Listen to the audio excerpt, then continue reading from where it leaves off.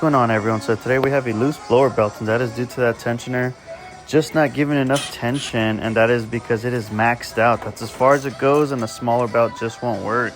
So here I am going to make a new bracket that extends it just a little further just to give it enough tension. It's been like this for years, and every time I would ever get on the throttle, it would squeal like crazy. So here I am finally getting around to it.